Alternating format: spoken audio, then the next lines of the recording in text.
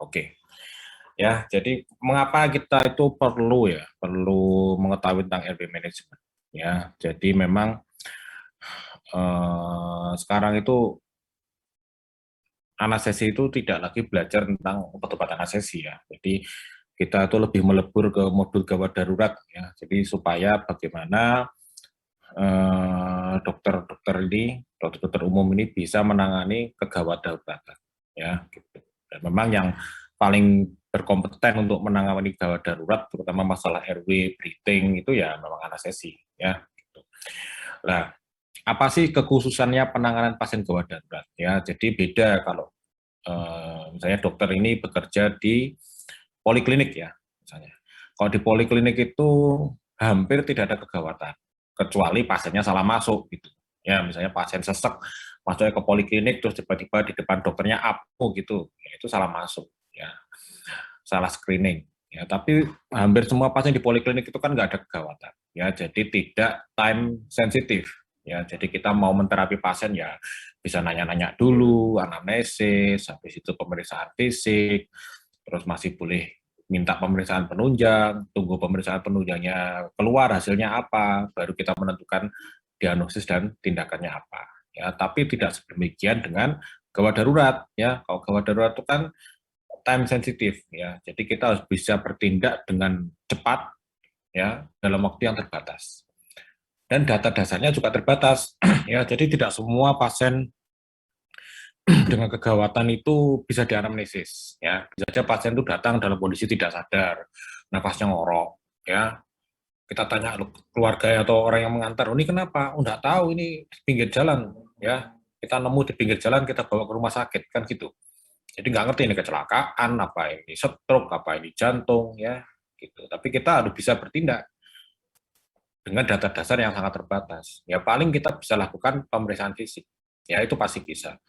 Pemeriksaan penunjang tidak selalu bisa ya, di gawat di UGD itu kadang-kadang ya bisa mungkin minta fototorak gitu ya, tapi tidak semua UGD rumah sakit dilengkapi dengan X-ray portable ya, mungkin bisa USG gitu, tapi kan itu para pasien trauma ya.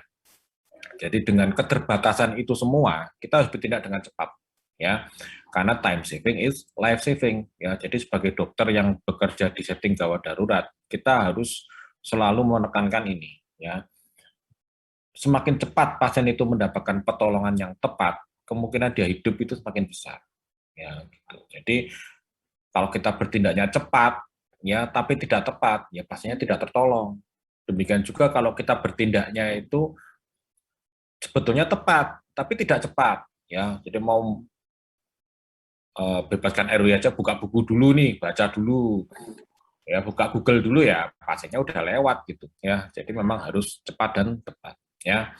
Nah, untuk ini diperlukan mindset yang berbeda ya. Jadi kalau di poliklinik itu mungkin lebih teliti, lebih cermat ya. Kalau di gawat darurat itu berpikirnya harus sederhana, tidak boleh terlalu rumit karena hampir tidak ada waktu bahkan untuk berpikir ya. Kita harus bereaksi gitu kan. Gitu. Tapi ya jangan ngawur juga, reaksinya itu harus tepat juga. Makanya kan berpikirnya yang sederhana, jangan terlalu yang rumit-rumit ya. Nah, tindakannya sistematik ya. Jadi misalnya nih, kita tahu pasien ini datangnya tadi ya, datang dengan ngorok. Oh, ini ada sumbatan RW. Nah, sumbatan RW-nya kenapa? Ya kita belum tahu, tapi yang jelas ini ada sumbatan RW. Ya tindakannya apa? Ya kita bebaskan RW-nya. Gitu. Sesederhana itu ya, gitu. Nanti masalah kenapa kok dia itu ngorok ya nanti secondary survei. Tapi yang jelas ini ada sumbatan jalan nafas, saya bebaskan sumbatannya gitu. Ya. Jadi konsep berpikirnya sederhana, ya tindakannya sistematik, ya dan keterampilannya harus memadai. Ya, jadi kita tahu ada sumbatan RW, ya kita tahu harus dibebaskan, tapi kita misalnya nggak bisa atau kurang skillful untuk membebaskan RW, ya pasiennya juga tidak tertolong.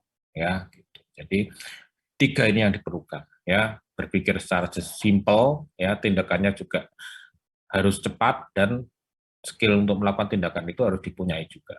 Ya. Oke, ya jadi kalau sebagai GP ya, sebagai general practitioner, dokter umum ya, nanti tugasnya di yang kuning ini, life support, resusitasi dan stabilisasi ya. Jadi apapun penyebab pasien itu dalam kondisi distress ya sampai ke UGD ya, itu kita tidak usah terlalu menghabiskan waktu untuk itu ya. Yang penting pasien itu diresusitasi dan distabilisasi ya. Gitu. Nah, nanti kalau sekolah lagi jadi dokter spesialis, ya ini jadinya yang di sini terapi definitif atau spesialistik ya. Jadi misalnya ada pasien cedera kepala nih, ya jatuh dari motor, kepalanya bentur trotoar gitu. Pasien datang dengan ngorok, keluar darah dari mulut dan hidung, ya toh, ya kita nggak usah berpikir terlalu jauh. Wah ini kenapa ya? Apa ini epidural hematom? Apa intracranial hemorrhage? Kenapa? Itu bukan ranah kita. Ya, ranah sebagai GP adalah resusitasi, bebaskan airway. Ya, jangan sampai pasiennya hipoksia, itu breathingnya disupport, ya, sirkulasi distabilisasi. Nah, nanti kalau pasiennya sudah stabil, baru lapor ke dokter spesialisnya. Itu. Jadi kembali berpikir secara sederhana. Ya, karena tugas di UGD itu cuma resusitasi dan stabilisasi, bukan terapi yang definitif. Ya, istilahnya kita buying time lah. Ya. Oke. Nah, ini adalah konsep berpikir yang sederhana, ya. Jadi airway, breathing, circulation, disability, dan exposure. Kenapa dibikin seperti ini? Ya, karena saya yakin ya, kalau cuma ingat-ingat A, B, C, D, E, ini nggak ada orang yang lupa lah. Ya, ini kan nggak perlu dicatat, ya, nggak perlu dipelajari secara ekstensif, ya, gitu. Jadi memang dibikin seperti ini karena pengalaman kita ya sebagai praktisi ya dalam kondisi gawat darurat itu kita tuh hampir nggak bisa berpikir ya gitu. Jadi jangan bayangin kalau kondisi gawat itu masih sempat buka buku itu ya enggak ada, ya enggak bisa. Pasiennya tuh distress kok. Ya, jadi kita memang harus berpikir secara sederhana aja. Ya, gitu. Oke, RW ya. Ingat-ingat ya dari A, B, C, D, E ini semuanya adalah dua, ya tidak pernah satu. Ya, jadi RW itu tidak hanya bebaskan RW, tapi lindungi cervical spine. Ya, breathing itu juga tidak hanya memberikan bantuan nafas, tapi juga berikan oksigen. Kemudian circulation, ini tidak hanya menghentikan perdarahan ya, atau memberikan cairan, tapi stop the bleeding, give infusion. Disability juga gitu, ya kita menilai fungsi lugur atau fungsi otak dan mencegah kenaikan tekanan intrakranial. Environment, ya exposure, ya kita membuka semua baju mencegah hipotermi. Ya ini selalu dua. Dan ini adalah selalu continuum, ya. Jadi kita menangani RW dulu, ya enggak boleh. Oh, RW-nya belum ketangani nih, ya sudah saya tak lompat ke C dulu. Nggak bisa, karena ini tuh bukan multiple choice gitu. Ya, misalnya kamu kerjain soal nih, soal ujian, aduh nomor 1 susah, ya nomor 2 dulu, nomor 2 susah, nomor 3 dulu, ya terus-terusan sampai nggak ada yang dikerjain gitu. Ini nggak boleh, ya. Kalau RW-nya belum tertangani, ya nggak boleh pindah ke breathing gitu. Karena RW yang clear itu adalah syarat untuk kita bisa melanjutkan ke breathing. Ya, gitu. Jadi ini disusun berdasarkan skala priority, ya gitu. Tapi tidak berarti ya kalau kita bekerja di gawat darurat itu terus kan nggak sendiri nih ya, kamu kan mesti sebagai dokter UGD dibantu sama perawat ya kan, bukan berarti ini satu dokter dan 3 perawat oh kita menangani RW semua, nanti RW-nya clear baru kita pindah ke breathing, nggak seperti itu ya. Kamu sebagai dokter kamu nangani yang paling krusial, oke deh ini ada pasien distress saya nangani RW dan breathingnya, perawat pasang infus itu boleh ya dikerjakan secara simultan tapi tetap dengan mengingat skala prioritas gitu. Jadi nggak boleh misalnya kamu nangani RW ya belum clear perawatnya laporan dok ini saya kesulitan infus terus kamu berhenti nangani RW kamu ikut-ikutan infus itu nggak boleh ya, tetap RW ini priority jadi kamu nggak boleh ninggal sebelum RW-nya tuh clear ya. Jadi kalau RW sudah clear tertangani baru pindah ke breathing gitu. Ya tapi dikerjakan simultan juga boleh ya. Oke, nah, karena ini tentang RW ya, jadi bebaskan jalan nafas, lindungi si spine. Ya, jadi perlu diingat bahwa usaha kita untuk membebaskan jalan nafas, ya itu akan selalu menggerakkan leher. Ya, nggak mungkin lah kamu tuh manipulasi RW, kok lehernya nggak bergerak sama sekali. Itu pasti nggak mungkin.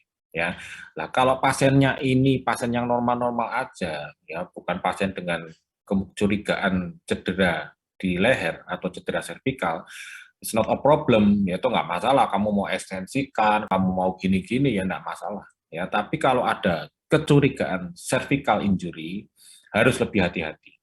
Jangan sampai maksud kita tuh baik, ya kita mau membebaskan RW, tapi secara tidak sengaja ya kita malah menambah berat cedera servikal yang sudah terjadi. Gitu. Jadi cedera servikalnya itu sudah terjadi waktu kecelakaan tadi, misalnya waktu yang orang motoran tadi jatuh, ya, atau kepalanya bentur trotoar ya, mungkin sudah ada faktor servikal, ya. Nah, karena nggak tahu waktu bebaskan RW juga manuvernya kurang gentle, akibatnya terjadi cedera di medula spinalis ya, di servikal. Akibatnya pasiennya lumpuh misalnya. Itu kan tidak kita inginkan, ya, karena kita inginnya kan pasien itu hidup dan tidak cacat kan gitu. Ya, to save life and save limb, selamatkan jiwa dan jangan sampai pasiennya cacat ya.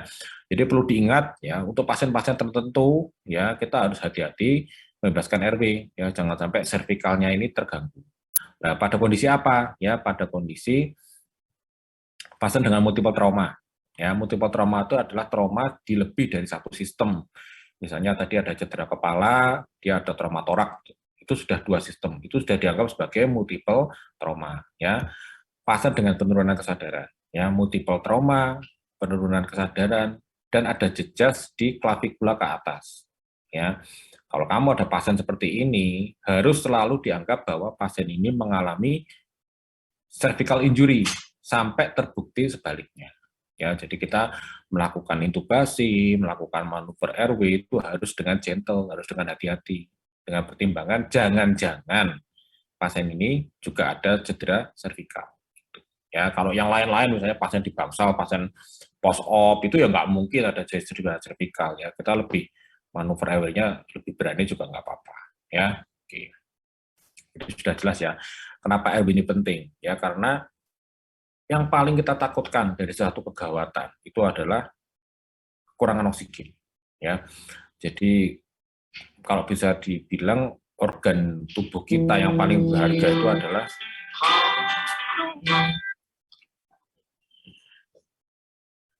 adalah otak, ya, brain. Ya, kalau brain ini sampai rusak, ya, brain ini hipoksia, itu sudah nggak ada artinya, ya, meskipun jantungnya bisa diresusitasi, jantungnya berdenyut lagi, tapi orangnya sudah vegetatif, otaknya sudah rusak, ya. Jadi dia mungkin bisa hidup, tapi dia tidak akan pernah sadar lagi, koma, ya. Ini malah menambah beban buat keluarga juga kan. Gitu. Jadi kerusakan otak itu harus kita cegah apapun ya cara yang kita tempuh, ya. Dan kerusakan otak itu terjadi cepat sekali, ya. 5-10 menit tidak dapat oksigen sudah brain damage, ya. Jadi meskipun kita berhasil resusitasi misalnya setelah 15 menit gitu, ya hampir percuma karena otaknya sudah mati batang otak, ya gitu. Jadi kenapa RW ini penting ya karena kita berusaha supaya otak itu jangan sampai kekurangan oksigen. Ya, RW ini kan jalannya untuk kita masuk oksigen ke paru-paru. Kalau jalannya tidak dibebaskan, ya gimana kita mau memberikan oksigen ke paru-paru? Yang oksigen itu nanti diantarkan ke otak, kan gitu. Ya, jadi nggak bisa, RW belum clear, wah saya breathing dulu, ya nggak bisa. Ya, ini kan suatu kontinum, suatu kelanjutan, ya gitu. Oke. Nah, bagaimana sih mengamankan jalan nafas? Ya, jadi nanti akan selalu banyak mendengar tentang intubasi. Ya, saya yakin meskipun mungkin kamu belum pernah lihat secara langsung ya intubasi. Tapi nanti wah ini intubasi. Oke, intubasi trachea itu gold standar. Maksudnya apa? Standar emas. Jadi kalau kita sudah berhasil ya melakukan intubasi dan ET itu sudah jelas masuk ya. Jadi intubasinya itu sudah betul masuk ke trakea, paru-parunya mengembang kanan kiri sama ya. Kita bisa memberikan garansi bahwa RW ini clear. Ini penting ya, karena dalam dunia kedokteran itu jarang yang bisa garansi 100%. Ya, tapi RW ini kalau kita sudah intubasi, ya, saya bisa bilang RW is clear. Ya, jadi kalau misalnya sudah ditubasi kok saturasinya nggak naik-naik, padahal kita yakin intubasinya ini masuk, berarti ini bukan problem RW lagi, mungkin problem breathing, mungkin problem circulation. Ya, karena problem circulation itu juga bisa bikin saturasi tidak naik. Ya, gitu. Jadi penting, jangan terus, wah ini kok saturasinya nggak naik, RW-nya gimana? Sudah terintubasi, mungkin gini kayak itu nanti kelamaan. Ya kita harus yakin sudah intubasi, sudah bagus, ya berarti bukan problem RW, mungkin problem yang lain kan. ya. Oke. Tapi tidak berarti juga semua pasien ini harus diintubasi ya. Gitu. Jadi intubasi adalah good standar yang terbaik, ya, tapi harus dilakukan sesuai dengan indikasi. Kalau ada indikasi intubasi, ya kita intubasi. Kalau enggak, ya enggak usah. Ya, gitu. Tapi jangan juga ragu-ragu melakukan intubasi. Ya, kalau memang indikasi harus dilakukan. Ya. Nah, misalnya ini nih. Jadi ceritanya pasien ini adalah seorang bule ya. Dia tuh lagi merayakan ulang tahun kemerdekaan Amerika ya, the 4th of July, ya kayak 17 Agustus lah di Indonesia ya. Jadi dia itu sambil minum bir sambil nyalain petasan ya. Jadi kadang-kadang dia sambil minum terus petasannya disundut pakai rokok gitu. Sus, begitu petasannya nyala, petasannya dibuang. Dor gitu. Ya, minum lagi. Nah, pada entah minumannya keberapa semakin mabuk, memang dia petasannya disundut pakai rokok ya, tapi yang dibuang rokoknya, petasannya yang diisep. Akibatnya meledak ya petasan di mulut. Jadi cherry bomb exploded in his mouth ya. Jadi akibatnya seperti ini ya. Nah, kalau pasien seperti ini datang ke gawat darurat ya, ya enggak usah banyak belajar, kita sudah tahu ini pasti ada problem airway ya gitu. Nah, kenapa kok pasien ini kelihatan waktu di foto ini kok masih sadar? Karena dia itu masih bisa mempertahankan posisi erect ya, posisi duduk. Ya, dia masih sadar nih. Jadi dia bisa duduk. Karena dia tahu kalau dia berbaring ya, ini akan kolap airway-nya gitu. Tapi bukan berarti berarti aman dok, pasiennya suruh duduk terus. Ya enggak bisa. Ini kan lama-lama perdarahannya banyak ini. Ya toh perdarahannya banyak dia lama-lama kolap sendiri gitu. Makanya kan pasien-pasien seperti ini kita harus bisa menangani ya, meskipun ini ya berat, ini pasti berat. Intubasi juga susah ya, kemungkinan harus surgical airway. Ya ini contoh yang ekstrim lah ya, contoh yang sangat ekstrim. Ya misalnya seperti itu ya. Oke. Nah, ini pasiennya yang lain lagi ya. Kalau kita lihat apakah ada sumbatan nih pada pasien ini? Ya, ya jelas ada sumbatan. Ya, kenapa? Nah, lihat aja nih. Lidahnya menutupi hipofaring. Ya, harusnya kan ini nih dari sini. Ya, tuh. Kenapa kok lidahnya menutupi hipofaring? Karena pasien ini nggak sadar, ya. Karena dia nggak sadar, tonus otot-otot di mandibula ini berkurang, akibatnya lidahnya akan menutupi hipofaring. Ya, yang biasa orang bilang lidah jatuh gitu ya. Tapi sebetulnya nggak jatuh ya, tapi ke belakang gitu. Nah, apakah pasien ini perlu diintubasi? Ya belum tentu. Lihat dulu kenapa. Ya, misalnya ini pasien cedera kepala GCS kurang dari 7, ya harus intubasi. Dan misalnya ini pasien post-op nih, ya pasien post-op, terus mungkin masih ada ngantuk-ngantuk gitu, terus pasiennya agak gemuk sehingga dia obstruksi, ya mungkin cuma chin lift jotras saja sudah cukup gitu. Jadi intinya kita intubasi atau enggak itu harus lihat indikasinya, ya. Gitu. Oke. Dan ini juga penting ya, pasien itu mati karena hipoksia, ya, bukan karena tidak terpasang EP. Ya, jadi maksudnya gini, meskipun ya pemasangan endotracheal tube itu good standar, ya, tapi kita harus memastikan bahwa dalam proses pemasangan itu tidak boleh pasien ini sampai hipoksia.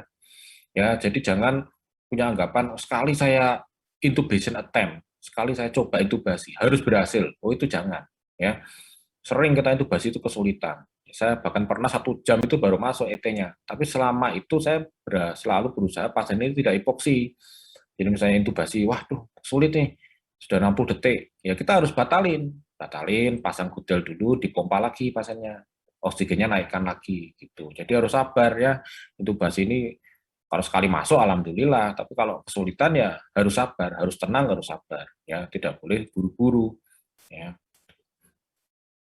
Oke, nah ini kita belajar cara mengamankan jalan nafas dari yang paling sederhana ya, pakai tangan kita secara manual ya, chin lift, jaw thrust, ya. Itu. Ini adalah langkah pertama ya, chin lift atau jaw thrust, dan ini juga termasuk yang paling tidak invasif ya. Tapi tentu saja nggak bisa dipertahankan terus-terusan ya, misalnya pasien di UGD masa kamu chin lift terus atau jaw thrust terus, nggak bisa kerja yang lain ya gitu. Oke. Head to chin lift ya. Ini boleh dilakukan kalau pasien itu bukan pasien dengan curiga cedera cervikal ya gitu. Ya pasien di ICU nih atau pasien di bangsal ya. post op ini kok pasiennya ini dok, ya kamu mau chain lift, jotas, head tilt ya boleh. Ya, tapi kalau pasien cedera servikal ada kemungkinan tidak boleh head tilt, karena head tilt itu akan membuat angulasi dari servikal, ya. Tuh. Oke. Nah, yang lebih advance sedikit adalah dengan menggunakan alat bantu yang sederhana, ya, orofaringeal airway atau gudel atau nasofaringeal airway. Nah, ini gunanya apa? Ya, kalau kamu pasang dan masangnya betul, tanganmu bisa bebas kerja yang lain, kan gitu. Masa kamu mau chain lift terus gini? Ya kamu mau nulis gimana, mau kerjain yang lain nggak bisa, kan gitu. Ya. Nah, ini yang advance RW ya. Jadi kalau pasien itu membutuhkan memang nggak bisa cuma dipasang gudel aja, ya harus ditubasi misalnya. Ya ini semua kamu harus bisa melakukan, ya. Intubasi ini harus bisa. Bahkan kemarin dulu tuh terkenal lah, GP itu dokter umum tuh paling males dan paling nggak pede melakukan intubasi ya. Tapi berkah COVID ini semua dokter umum sekarang pinter melakukan intubasi ya. Canggih-canggih sekarang ya. Kamu juga nanti harus canggih ya melakukan intubasi ini, GP harus bisa. Kenapa? Karena kalau nunggu spesialisnya datang ya pasiennya udah mati duluan lah gitu. Wong hipoksi 5-10 menit, ya, saya masih di rumah, dok, tolong intubasi ya, sampai sana ya pasiennya udah biru. Ya, jadi GP, dokter umum ini sebagai ujung tombak di UGD ini harus bisa melakukan semua, ya, gitu. Jadi ini kewenangannya dokter umum termasuk melakukan intubasi. Ya. Oke. Nah, LMA ini rescue airway ya. Jadi LMA ini biasanya kita pasang kalau kita kesulitan melakukan intubasi dan kesulitan melakukan ventilasi. Tapi LMA ini tidak bisa menggantikan fungsi dari endotracheal tube. Kenapa? Karena LMA ini hanya di laring, ya tidak menutupi, membuat sekat di trakea. Jadi kalau ada perdarahan di atas ya, ini masih bisa masuk. Ya gitu. Tapi ini rescue airway, airway sementara, bridge airway ya. Oke. Oke, nah sekarang bagaimana sih kita menilai jalan nafas atau airway? Ya, saya sedang minum ya. Jadi penting sekali ya sebelum look, listen, and feel ya kita harus membangkitkan respon verbal ya. Jadi misalnya kamu lagi di kamar dokter nih, terus dipanggil perawat, dok ada pasien, kamu keluar nih dari kamar dokter, kamu lihat ada pasien terbaring ya atau di brancard matanya tertutup gitu, ada jejas-jejas gitu. Ya kamu jangan langsung look, listen, and feel, kamu bangunkan dulu pasiennya, Pak, ternyata dia bangun, oh iya dok. Gitu. Kalau pasiennya masih respon, ya dibangunkan bisa, distimulasi verbal dia membalas dengan respon yang appropriate, ya berarti ini RW-nya clear, tidak ada problem RW. Jadi kamu bisa move on ke breathing, gitu. Ya, jadi jangan langsung look, listen, and feel. Coba dulu bangunkan dulu. Ya, kalau dibangunkan bisa ngomong oke ya sudah, lumayan kamu dapat diskon kan, RW sudah clear gitu. Demikian juga kalau pasien ini datang dengan saya pasiennya terengah, tapi masih sadar. Kamu tanya, kenapa Pak? Aduh dok, saya sesak. Loh, dia bisa ngomong. Berarti ini bukan problem RW, berarti problemnya breathing, kan gitu. Ya, jadi bangkitkan respon verbal ini penting, jangan dilewatkan. Nah, kalau dibangkitkan respon verbal tidak ada respon, baru kita look, listen, and feel. Ya, kita lihat nih pasiennya kondisi KU-nya gimana. Nafasnya cepat apa enggak, ya. Orang yang bernafas dengan tidak rileks itu pasti kelihatan. Ya, kalau saya ini kan bernafas rileks nih, nafasnya enak gini. Ya, kalau orangnya distres kan pasti nafasnya sesek dia. Ya, ada otot-otot nafas bantu, nafas cuping hidung, ya pasiennya mungkin mulai sianosis, ya, gitu. Pasti kamu ngerti lah, begitu lihat, oh ini nggak beres ini, ya. Nah, listen, dengerin, ada nggak suara-suara, misalnya pasiennya ngorok, ngorok, ngorok, gitu, ya, atau seperti orang berkumur, oh, ini berarti ada lendir atau darah, kan gitu. Snoring itu bisa karena lidah atau karena tonsil, ya, itu bisa, ya. Gargling, snoring, stridor itu suara paro karena sumbatan di laring ya. Mungkin ada cedera nervus regulonaringius, itu bisa, jarang sih ya. Warnes juga ya, misalnya ada cedera di leher ya, jadi ada udem di sini, tapi ini jarang. Yang sering ya snoring, gargling itu. Nah, feel, meraba lokasi trakea, ini penting. Kenapa? Karena ada kasus-kasus ya, terutama tension pneumotorak ya. Jadi ini pitfall, hati-hati. ya, pasien tension pneumotorak itu kan berarti ada udara yang masuk ke kavum pleura. Ya, setiap kali pasien ini inspirasi, tapi waktu expirasi udara itu trapping, jadi tidak bisa keluar. Akibatnya kavum pleura akan semakin membesar, ya, menekan paru-paru, paru-parunya kolap. Makanya pasiennya ini sesek, ya, dan dikatakan sebagai air hunger, lapar udara, ya. Tapi semakin dia nafas, dia semakin sesek karena udara yang masuk ke kavum pleura semakin besar. Ya, jadi tambah sesek, tambah gelisah ya. Ini hati-hati ya. Pasien seperti ini kalau nggak teridentifikasi, ya kita ngiranya wah ini pasien gangguan RW nih, kita intubasi. Ya, kita intubasi, terus kita pompa tekanan positif, akibatnya apa? Ya tambah besar itu kavum pleuranya. Tambah sesek lagi, saturasinya tambah turun, tambah bingung, ya gitu. Jadi harus hati-hati. Karena kalau tension pneumotorak biasanya trakeanya akan tergeser ke sisi yang kontralateral, ya. Oke. Ya ini juga perlu diraba, misalnya ada trauma di leher nih, wah hematom gede gitu ya, ini harus diraba nih, trakeanya masih beres enggak nih, gitu ya. Oke. Nah, gimana kalau pasien ini bisa ngomong? Diajak ngomong pasiennya langsung, oh iya dok, kenapa ini? Oh tadi saya kecelakaan dok, tapi sempat pingsan, nah, bisa ngomong dia. Oke lah. Jadi kita harus observasi dan mungkin selective intubation. Maksudnya apa? Observasi ini penting ya, karena pasien itu tidak semua itu baik terus-terusan ya. Tadi diajak ngomong bagus, kamu tinggal 10 menit, kamu ajak ngomong lagi, sudah ngorok pasiennya. Ya, itu namanya lucid interval. Ini sering sekali pada pasien-pasien dengan cedera kepala, epidural hematom. Ya, jadi waktu terjadi tumbuhan atau kepalanya terbentur, itu dia pingsan.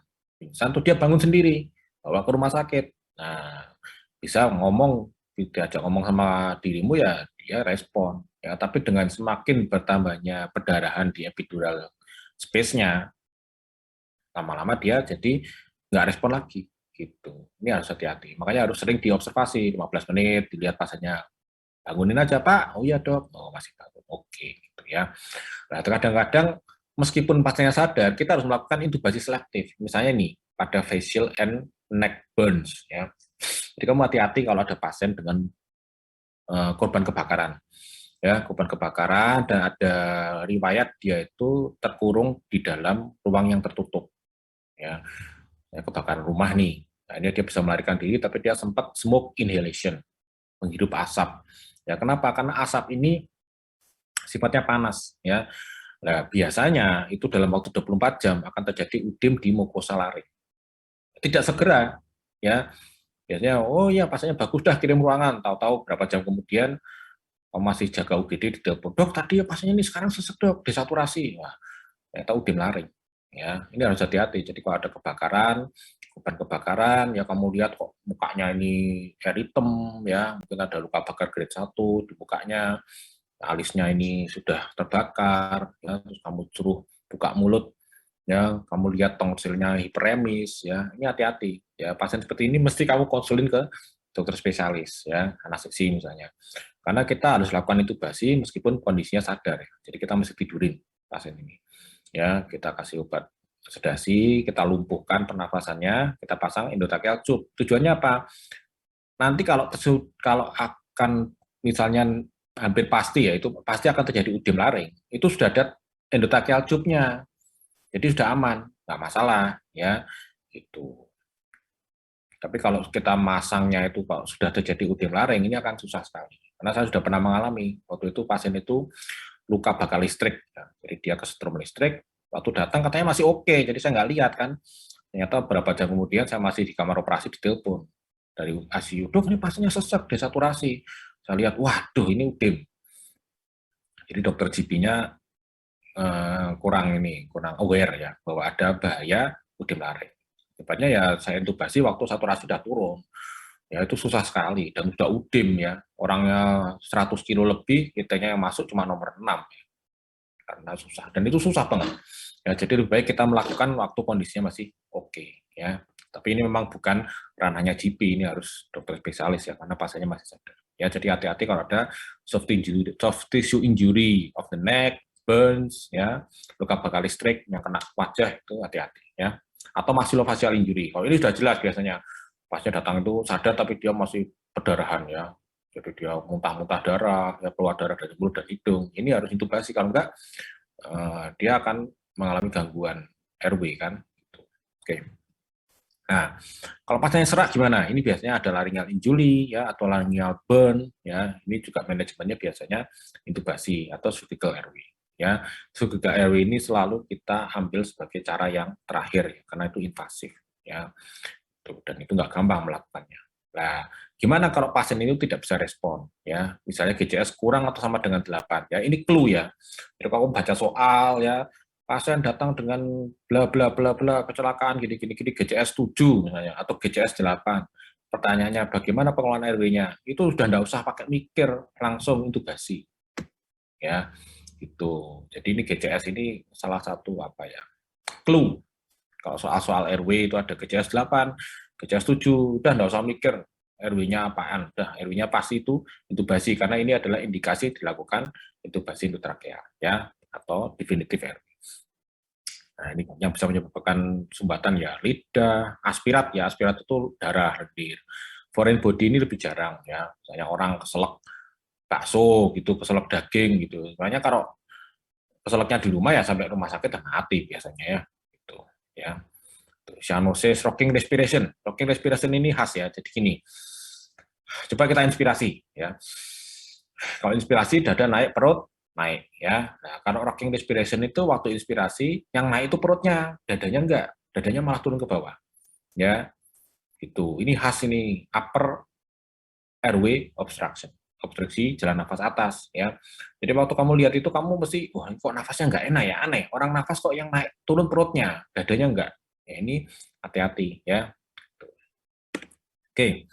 Tidak ada pertukaran udara, krepitasi ya. Krepitasi ini biasanya hubungannya dengan tension pneumotorak ya gitu. Jadi krepitasi itu biasanya paru-parunya itu bocor ya, ada traumatoraks. Nah, terus dia mengisi rongga-rongga yang potensial space termasuk di leher dan di muka biasanya ya. Gitu.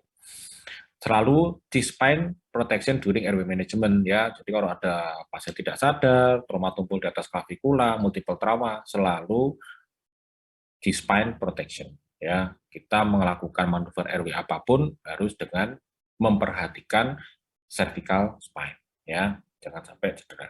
Oke. Nah, ini contohnya ya.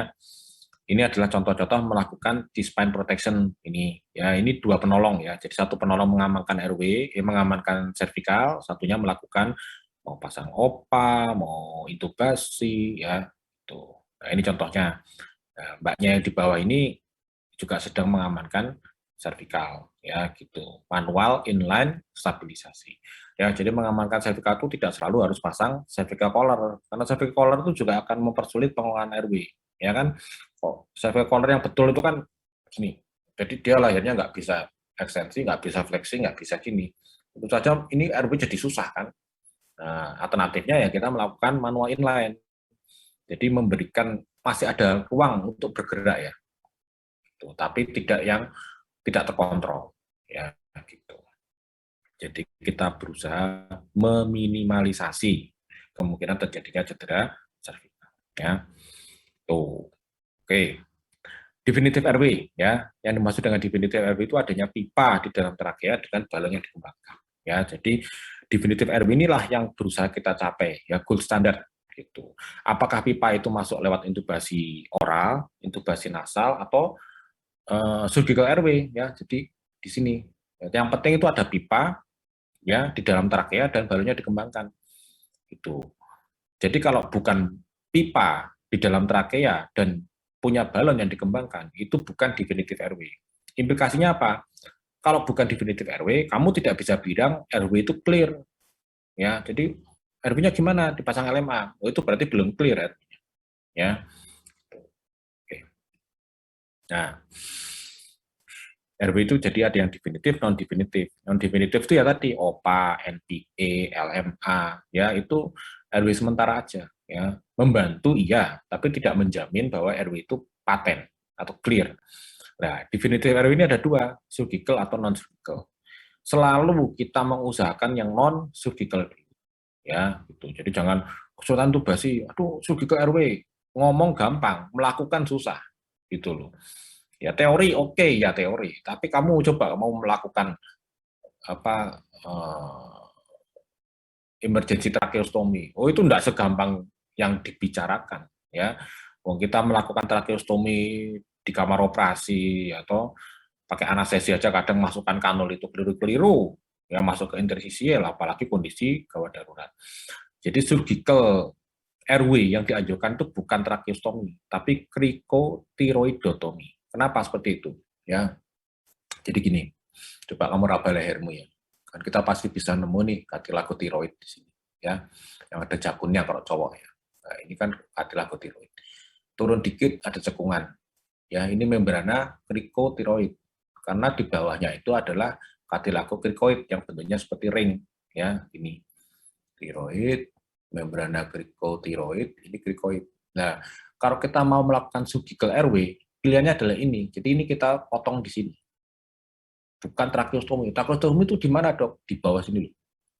Coba kamu raba trakeamu, kamu tekan sampai kamu tuh mau mukok. Nah, itu trakea. Dalam sekali. Ya, nggak gampang carinya. Ya, harus membebaskan berbagai macam jaringan dan trakea itu keras. Ya, jadi potongannya juga susah, harus diiris, harus dilebarin. Tapi ini gampang, accessible. Ya, ini gampang sekali nih. Kamu teraba loh, ini cekungan ini loh. Ya, jauh lebih superficial daripada di sini. Tuh. Jadi kalau sampai akhirnya harus melakukan surgical, ya pilihannya adalah surgical cricothyroidotomy, ya bukan tracheostomy. Ya, tapi tentu saja kalau bisa capailah dengan intubasi, dan intubasi selalu dipilih intubasi yang oral, ya lewat mulut bukan lewat hidung. Karena lewat hidung itu lebih susah lagi, ya lebih susah lagi. Dan kalau ada fraktur wajah, fraktur maksila itu ya fraktur nasal ya jelas tidak boleh, ya. Oke. Nah, ini adalah indikasi untuk pemasangan ET ya atau definitive airway. Jadi indikasi airway atau indikasi ventilasi atau dua-duanya ya. Pasti tidak sadar GCS 8 atau kurang. Itu udah pastilah. Kamu enggak usah mikir. Itu pasti indikasi untuk pasang endotracheal tube ya atau pemasangan definitive airway. Ya, karena definitive airway tidak selalu endotracheal tube, bisa juga surgical airway. Fraktur masilofasial, ya ini no brainer lah, kamu nggak usah mikir, ya kan jelas itu ada fraktur di atas airway, ya ada bahaya aspirasi, ya, itu pasti indikasi untuk intubasi, ya tuh. Muntah-muntah yang di sini yang dimaksud itu adalah muntah karena TIK yang meningkat, ya bukan pasien hiperemesis gravidarum loh ya, misalnya pasien hamil nih muntah-muntah, wah ini anu nih indikasi intubasi ya janganlah, masa orang hamil ditubasi ya. Dia memang muntah tapi kan dia masih sadar ya. Kalau pasien TIK meningkat kan dia muntah-muntah nggak sadar, itu bahaya ya, bisa masuk ke paru-paru ya, isi lambungnya. Oke, hematom leher ini lebih jarang ya. Kebutuhan ventilasi pasien apnu. Ya, pasien apnu kenapa Dok harus diintubasi? Memang bisa pasien apnu ya kamu ventilasi pakai ambubek itu bisa memang. Ya, tapi udara yang kamu pompa itu tiap kali masuk ke paru-paru dan masuk ke lambung juga. Lama-lama lambungnya akan distended. Ya, orang nggak sadar lambungnya distended, akan terjadi regurgitasi. Ya, aspirasi juga akhirnya. Ya, dan lebih gampang melakukan bagging itu kalau sudah diintubasi. Ya, pasien dengan distress respirasi ini juga harus intubasi. Dan pasien dekom nih, udem paru, ya harus intubasi, kan mau dipasang ventilator. Ya, gitu. Ya. Pasien-pasien cedera kepala, ya, ini juga kita bisa melakukan hiperventilasi untuk menurunkan TIK. Ya. Oke. Jadi objektifnya jelas ya, kalau pengelolaan airway itu bebaskan jalan nafas ya, sehingga kita bisa memberikan oksigenasi dan bantuan nafas yang adekuat. Ya, jadi bebaskan jalannya supaya kita bisa masukkan oksigen. Kalau jalannya nggak bebas, ya kamu akan bisa masukkan oksigen. Ya, gitu. Jadi kayak analoginya ini, misalnya ada bencana alam nih, ya ada tanah longsor, ya kan, kamu ngirim bantuan ke desa itu, pucuk gunung, ya kamu harus bebaskan longsorannya dulu, ya toh, baru kamu bisa ngirim truk isinya bahan makanan kan gitu. Ya kalau kamu tidak bebaskan airway-nya, gimana kamu mengirim oksigen ke paru-paru? Ya tidak bisa, ya. Oke, oke, basic airway maneuver ya, chin lift. Oke. Nah, chin lift ini relatif aman ya dilakukan untuk pasien dengan kecurigaan cedera servikal sekalipun, ya.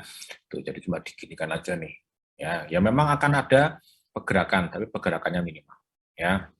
Oke, jotras. Nah, jotras ini kapan sih digunakan? Jotras itu biasanya kita gunakan kalau dengan chin lift pasiennya itu masih mengalami sumbatan. Ya. Jadi bisa loh, ya pasien ngorok nih, kamu chin lift, ngoroknya hilang. Ya bisa. Tapi bisa juga pasien itu walaupun kamu chin liftnya udah betul, dia masih ngorok. Gitu. Misalnya orang gendut nih, orangnya gemuk, lainnya pendek. Ya kemungkinan masih gitu. Nah, makanya perlu kita lakukan jotras. Apa sih jotras itu maksudnya? Jotras itu maksudnya kita mendorong mandibula ini ke ventral, ke sana ya. Tuh. Jadi jotras itu bukan mendorong mandibula ini ke bawah, bukan gini. Ini bukan jotras, jotras itu ke sana, ya, ke atas. Tujuannya apa? Supaya lidah yang melekat di mandibula ini juga ikut terdorong ke ventral, tidak menutupi jalan nafas, ya, gitu. Jadi harus tahu melakukan jotras yang betul, ya, bukan mandibulanya ditarik ke bawah, itu salah, ya, salah banget, ya. Oke. Nah, ini ada video jotras ya. Tadi sini nggak ada videonya ya. Iya, nggak ada. Ya, jadi. If you do suspect a neck injury and the patient is already positioned on his or her back, you can open the airway by using the jaw thrust technique. To properly perform this technique, place your fingers behind the angles of the patient's lower jaw and move the jaw upward. At the same time, use your thumbs to open the mouth slightly. The jaw thrust technique should open the airway without extending the neck. Ya, itu ya, udah jelas ya. Jadi mendorong mandibula ini ke ventral, ya. Kuncinya adalah kita harus meletakkan tangan kita tuh di sini, ya, di angulus mandibula. Ya, jangan diramus, tapi di angulus. Jadi kita kayak melepas mandibula itu dari temporomandibula joint, kemudian kita dorong ke ventral, ya, gitu. Dan manuver ini juga menimbulkan rasa nyeri, ya, gitu. If you do suspect a neck injury and the patient is already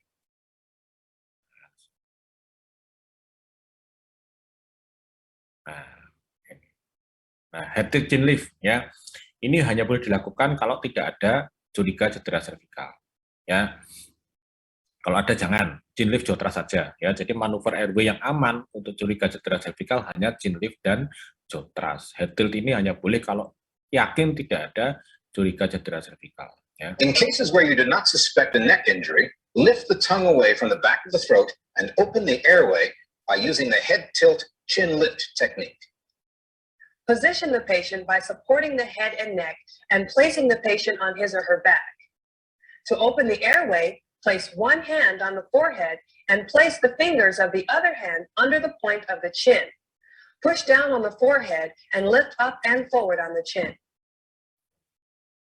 Ya, gitu. Ya, jadi ini ada manuver head tilt-nya ini yang agak bahaya ya kalau cedera servikal. Oke, nah ini ya. Jadi intinya airway itu terbuka kalau kita itu posisi leher itu ekstensi, ya, enggak ini.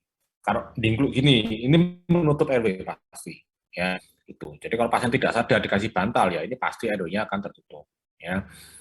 Nah, yang ekstrim ini neck lift, ya. Ini memang membuka airway, tapi hati-hati ini lehernya, ya kan. Kalau ada cedera servikal ya jangan nih, ya. Jangankan neck lift, head tilt aja enggak boleh. Ya. Oke.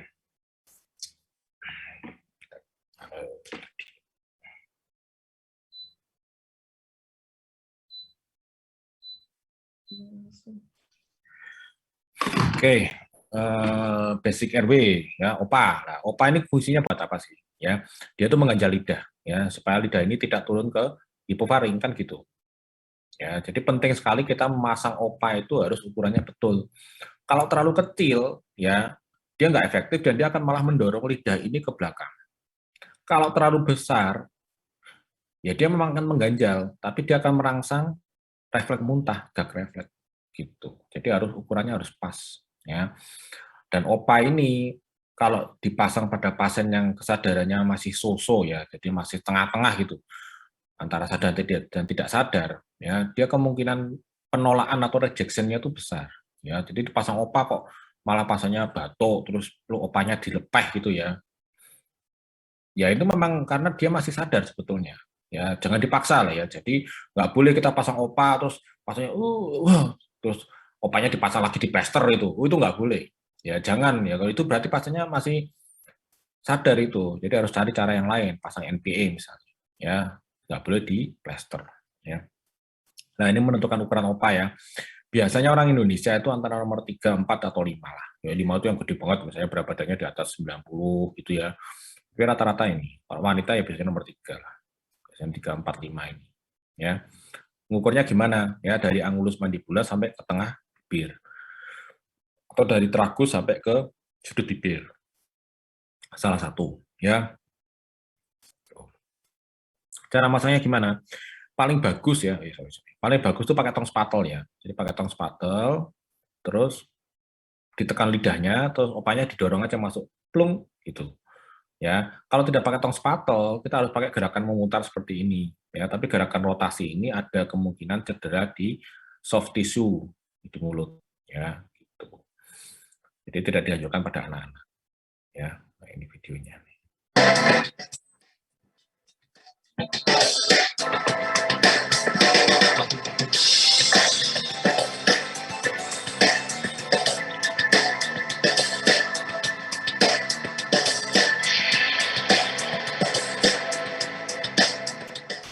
When managing the airway of an unresponsive patient without a gag reflex, oropharyngeal airways are a good choice.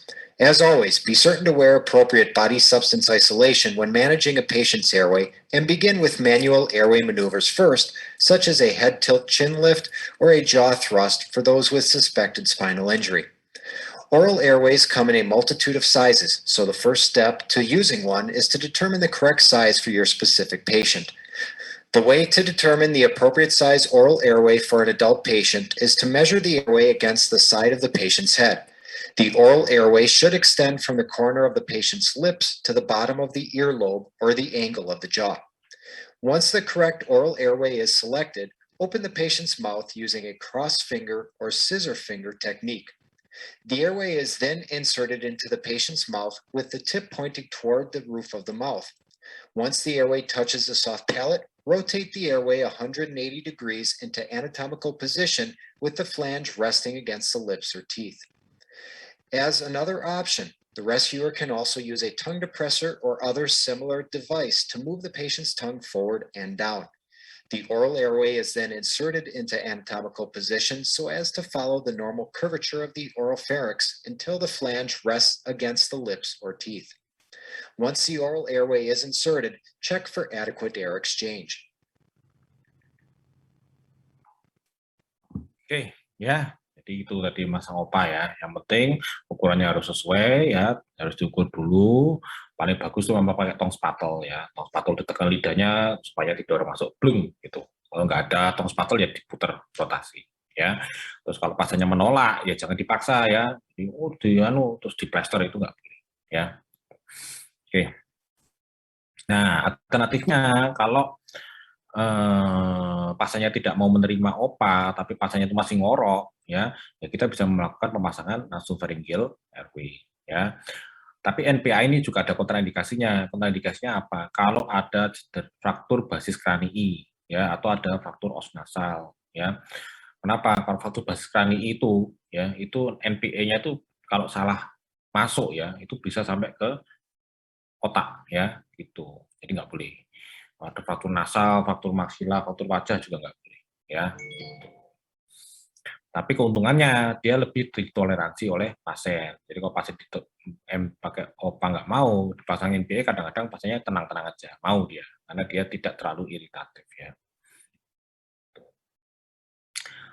Oke, cara masaknya gimana ya? Ya mungkin dikasih jelly, didorong aja masuk, ya, dan sekali lagi tidak boleh dipaksa ya. Kalau kamu kan kadang-kadang ada orang tuh yang pokah hipertrofi atau deviasi septum ya, kita masukkan hidung sebelah kanan kok ada hambatan ya jangan dipaksa, hati-hati itu kok dipaksa malah berdarah ya. Jadi kamu bukannya menyelesaikan masalah RW malah bikin masalah RW yang baru ya. Itu ya, darah hidung itu kadang-kadang susah loh berhentinya ya. Gitu.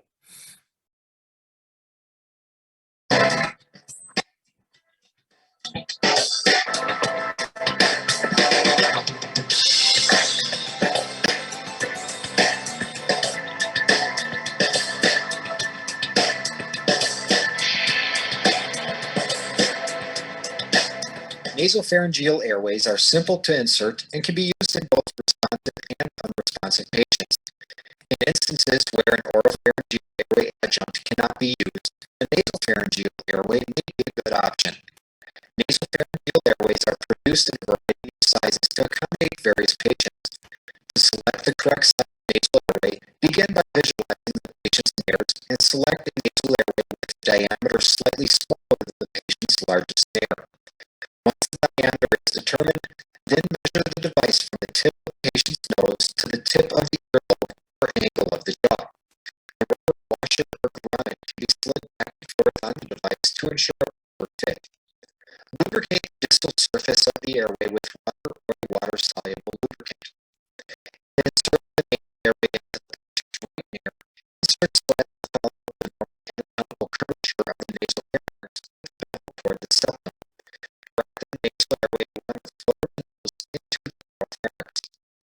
If inserting the nasal airway into the patient's left nare, it is necessary to invert the airway so the bottom of the airway remains along the septum.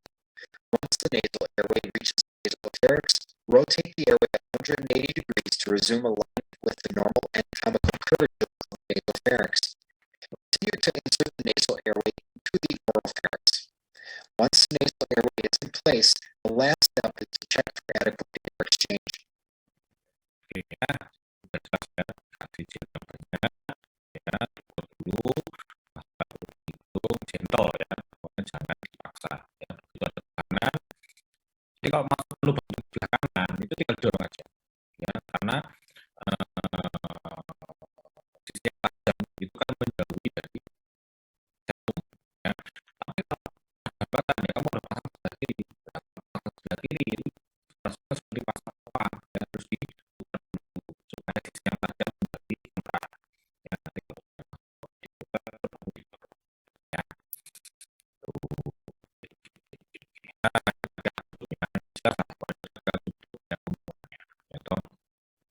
pasang ventilator, suction ya, kita mau pasang lebih gampang ya. Aplikasinya juga punya, satunya ini yang paling kita takutkan adalah ada crash ya. Jadi gini, persyaratan laring itu kan terutama ada nafas recurrent laryngitis ya. Nah, nafas ini akan semakin sensitif pada pasien yang mengalami hipoksia ya. Mengapa kita itu selalu mengaktifkan untuk melakukan ventilasi tekanan positif sebelum itu bisa ya, karena kalau dalam kondisi hipoksia kita melakukan rekonstruksi juga bisa terjadi tidak ya, dari jantung ini ya, harus kita dengan tetap ya, kita oksigenasi oksigenasi ya. Nah, ini singkat saja ya, ternyata poskopnya kita buat dari klinik kita belajar ya, jangan pegang dari poskopnya ya, selalu pakai tangan kiri ya, kamu tidak nggak ideal, pokoknya pegang dari poskop itu pakai tangan kiri, nggak boleh tangan kiri tangan kanan, tangan kiri tangan kanan ya. Orang kita ya, orang Indonesia ya antara 4-7 juta ya. Ini melakukan bukti ya, itu jangan cuma ya, nggak ada di keluarga, terus nggak ada sambungan ke oksigen, itu jangan mau ya, harus ada support backnya dan ada sambungan ke oksigen, mereka bisa memberikan oksigen 10 liter per menit ya, sambil diberi oksigenasi kan, istilahnya ya, kabel atau skop sini ya, ini konsepnya ya. Terus kalau menyiapkan obat emergensi ya, edukasi atau lalu melakukan preoksigenasi dalam kondisi apapun ya. Misalnya ini pasien saturasinya mau 70, mau 60 ya, mau 40, pasiennya biru, pokoknya oksigenasi dulu ya, jangan langsung kamu coba intubasi ya, karena intubasi dalam kondisi hipoksia itu sangat-sangat berbahaya ya, bisa gagal refleks, arrest pasiennya ya, dan kamu harus cepat banget ya, padahal kamu kan mungkin masih belum terlatih ya. itu akan bahaya. Ya, oke. Nah, ini penting nih ya. Bentar. Nah, kalau kamu melakukan bagging pakai ambu bag, posisinya harus seperti ini ya. Jadi 2 jari menekan masker ke bawah, 3 jari melakukan jaw thrust, dan balonnya ini harus di sisi yang kontralateral ya. Tuh, jadi nggak boleh di sisi atas gini.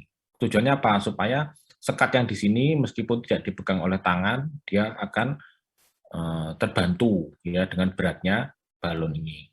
Kalau misalnya di ventilasi tidak efektif, maksudnya apa? Jadi kita pompa kok dada nggak naik, ya coba dipasang dulu OPA, ya. Saya dipasang OPA kok tetap nggak naik, ya ini harus 2 tangan pegang face mask-nya. Lah yang pompa siapa? Ya orang lain, ya asisten, ya gitu.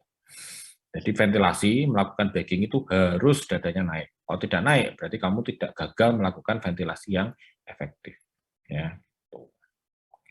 Ya ini jelas ya. 2 jari di face mask, 3 jari di ramus mandibula, ini mengangkat ke atas, ini menekan ke bawah. Ya. Nah, melakukan laringoskopi intubasi ya, singkirkan lidah, masuk dari sisi kanan, laringoskop, singkirkan lidah ke kiri, cari epiglotis. Ya, terus epiglotisnya diangkat. Oke, lah ini ya, lihat diagram ini penting sekali ya. Ini trakea, ini esofagus. Ya, jadi kalau intubasinya blind, ya intubasi asal aja ya. Pokoknya saya ini terus ada lubang itu tak masukin jobnya, hampir 100% masuknya ke esofagus. Ya, jadi kalau intubasi itu harus lihat trakeanya, harus lihat plika vokalis. Ya, kalau enggak jangan dilakukan. Ya. Terus waktu intubasi juga jangan dicongkel ya. Kalau dicongkel ini nanti bertumbuh di gigi atasnya bisa patah ya. Jadi harus diangkat. Ya, diangkat ke sana, jangan dicongkel gini ya. Oke, nah ini ya, jadi intubasi masuk dari sisi kanan, singkirkan lidah ke kiri, cari epiglotis, ini epiglotisnya diangkat, kelihatan trakeanya ini ya. Nah ini gambarannya, ini epiglotis, jadi blade-nya di sini diangkat, kamu harus lihat ini. Kalau tidak lihat struktur seperti ini, ya jadi ada lubang, kanan kirinya ada plika vokalis, jangan dimasukin itu cup, itu pasti masuknya ke esofagus. Ya, jadi tidak boleh intubasi blind, ya bagi yang baru belajar intubasi. Ya. Oke. Bab manuver ya, jadi ini manuver untuk membantu visualisasi dari trakea, ya kalau intubasi. Nah ini yang saya maksud ya, ini kartilago tiroid, ini kartilago krikoid, ini krikotiroid membran. Nah, ini gampang ini kalau mau dilakukan surgical lebih mudah di sini.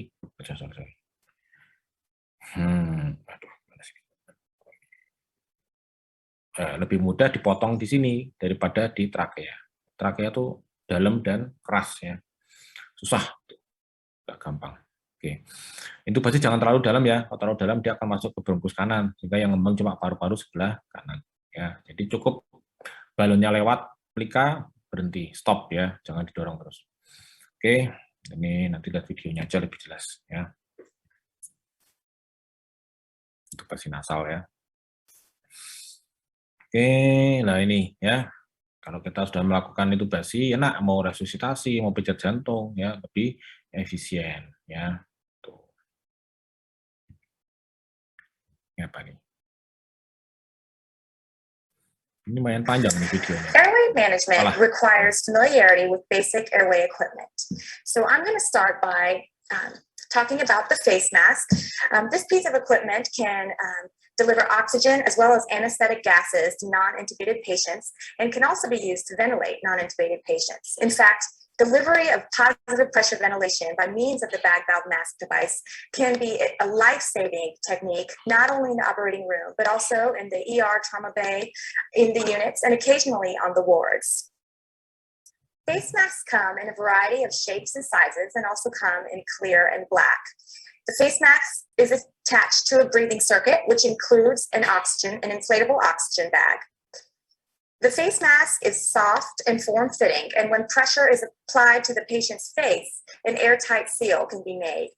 When pressure in the mask increases by squeezing the oxygen bag, air flows through the upper airway into the lungs.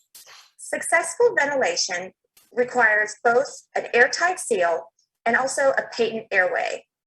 Without an airtight seal, enough pressure will not develop to allow for positive pressure to be delivered to the patient. Air leak is one of the most common problems encountered in delivering face mask ventilation and can be avoided or corrected by proper technique. There are two basic approaches to mask ventilation.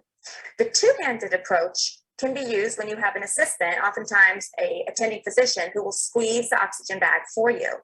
For this approach, you're going to use both hands to secure an airtight seal. The thumb and the forefingers press downward, while the second and third fingers protrude the jaw upward. You can place the pinkies behind the mandible, behind the angle of the mandible, and again, protrude upward. The one-handed technique entails using your right hand to squeeze the oxygen bag and your left hand to achieve an airtight seal.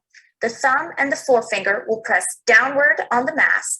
The third and fourth fingers will apply upward pressure on the mandible. This will allow for extension of the atlanto-occipital joint or the neck. And then the fifth finger, the pinky, will go behind the angle of the jaw and again apply upward pressure. Signs of successful ventilation include a foggy map. Videonya jalan nggak ya? Jangan-jangan nggak cukup kuat nih sinyal wifi-nya. Videonya jalan nggak ya? Kalau nggak jalan ya kita skip aja gitu. Skip aja ya, ini kayaknya kepanjangan. Wifi-nya nggak kuat. Oke, ini sama aja. Jalan nggak ini, nggak tahu. Airway management approach for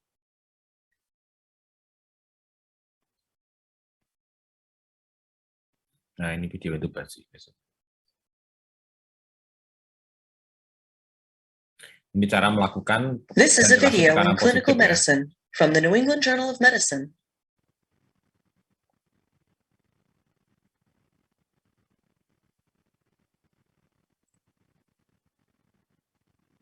providing positive pressure ventilation with a face mask and a bag valve device can be a life-saving maneuver. Although seemingly simple, the technique requires an understanding of the airway anatomy, the equipment, and the indications. Developing manual skills is necessary to provide adequate face mask ventilation.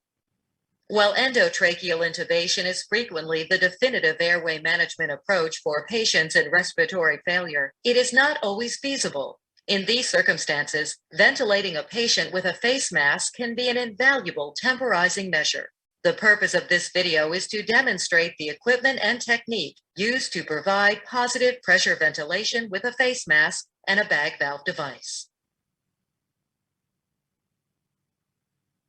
Face mask ventilation is used in patients with respiratory failure, but who are still spontaneously breathing, and patients with complete apnea.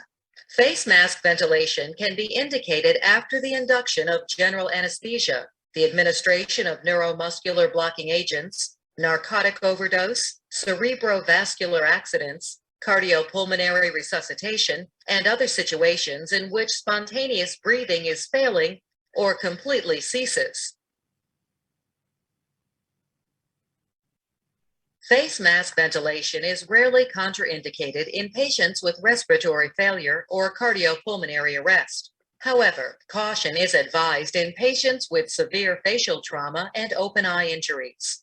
In addition, foreign materials such as gastric contents and blood in the airway may lead to fatal aspiration pneumonitis. In those circumstances, alternative approaches, including immediate endotracheal intubation or tracheotomy, may be necessary. There are many types of face masks, varying in design, size, and construction materials. Transparent masks are preferred because they allow for inspection of lip color, condensation, secretions, and vomitus. Face masks consist of three parts: the rim, the body, and the connector. The rim of the mask provides the seal with the face. Many masks have an inflatable cushioned rim, which creates a better seal with facial contours. Some masks have a malleable body, which can be molded to the face, thus reducing dead space.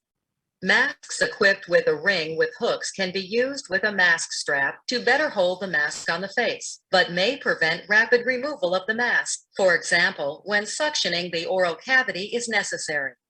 The connector of the mask is a standardized 22 millimeter diameter orifice and connects the mask to a bag valve device. To maintain a good seal, it is imperative for the mask size and shape to conform to the facial anatomy. This is particularly important in the pediatric population. Thus, several mask shapes and sizes should be readily available. There are a variety of bag valve designs available. All have a self-inflating bag and a non-rebreathing unidirectional valve. The valve is designed to function during both spontaneous and manually controlled ventilation. Because bag valve devices can operate without an oxygen source, it is important to ascertain that supplemental oxygen is flowing through the bag valve device when indicated and available. Bag valve devices can be equipped with an oxygen reservoir of varying design. If the reservoir bag fills, oxygen is flowing. Oxygen flow through bag valve devices with a tube reservoir can be confirmed by listening to the sound of gas flowing. The purpose of these reservoirs is to maximize the delivered oxygen concentration. A bag valve device's capability for delivering positive pressure ventilation should be tested before use. This can be achieved by sealing the bag valve device connector with the thumb and squeezing the bag with reasonable force. If it is difficult to compress the bag, or if air is forced between the connector and the thumb, positive pressure can be delivered. Whenever possible during face mask ventilation, suction should be readily available. Airway management adjuncts such as oral or nasal airways may need to be used. Before beginning face mask ventilation, it is prudent to examine the patient's oral cavity when possible. Smaller dental prosthesis or other foreign bodies can be swallowed or aspirated. One may consider leaving full dentures in place to provide a better mask seal. The most common method to hold the mask consists of placing the thumb and index finger on the body of the mask, while the other fingers pull the jaw forward and extend the head. The middle and ring finger are placed on the ridge of the mandible, and the fifth finger is placed behind the angle of the mandible. The tongue is the most common cause of airway obstruction. It is important to minimize the pressure applied to the submandibular soft tissues, as this may further obstruct the airway by pushing the tongue against the palate. Maintaining an adequate seal while extending the head, thrusting the jaw forward, and squeezing the bag with the other hand may require considerable manual strength and coordination. Extreme caution is advised in patients with cervical spine injuries, in which flexion or extension of the neck is contraindicated. In this situation, the jaw thrust maneuver alone, without head extension, is recommended. It may be difficult or impossible to maintain an adequate seal using only one hand. This challenge can occur in obese or edentulous patients, or in those with abundant facial hair. Additionally, large patients may present a challenge for individuals with small hands or with insufficient manual strength or dexterity. In these situations, the mask can be held with two hands, with each hand positioned as described in the one-hand technique. A second person compresses the bag valve device.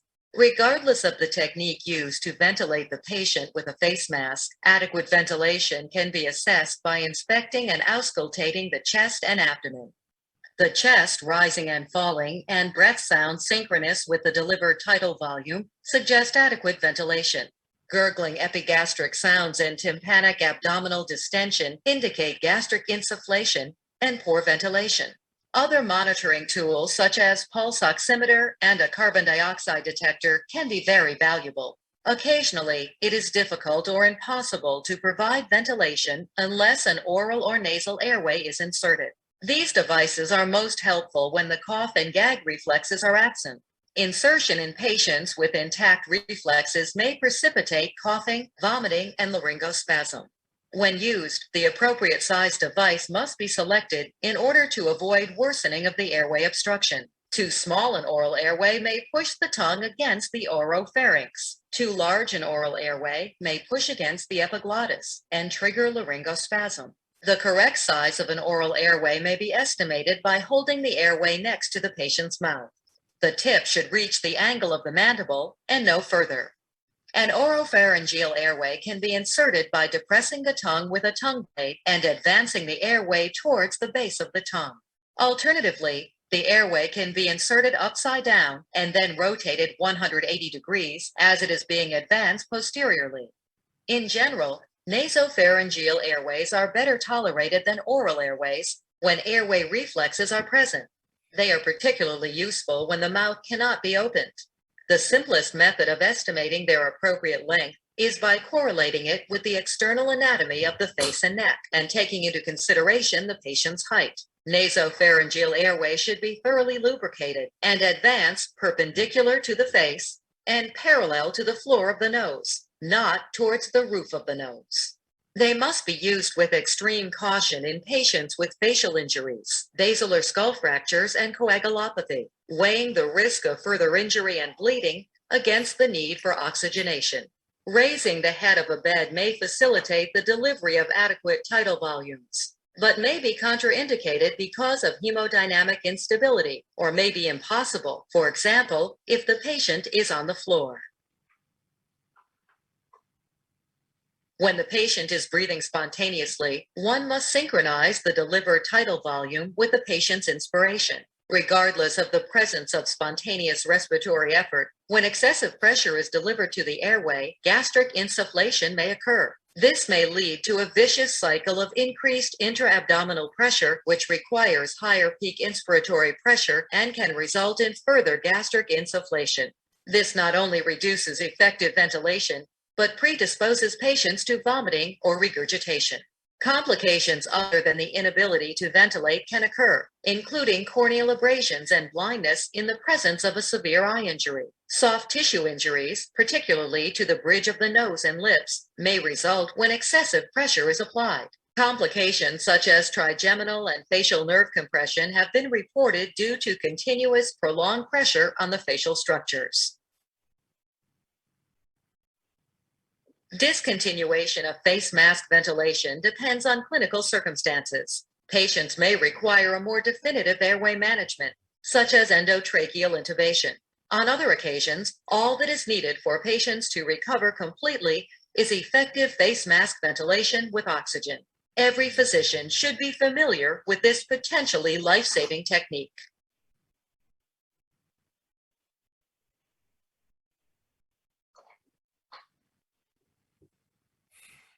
Oke. Udah. Nah, itu kasih ya. Ensure that the equipment is prepared and check that the laryngoscope is working and the cuff on the tube inflates and deflates properly. Pre-oxygenate the patient with bag and mask ventilation for up to 1 minute before attempting to intubate. Standing behind the patient with the head in the sniffing the morning air position, with the left hand, insert the curved blade of the laryngoscope into the mouth over the right side of the tongue, placing it to the left and upwards. Advance the laryngoscope slightly until the tip of the epiglottis can be seen posterior to the back of the tongue.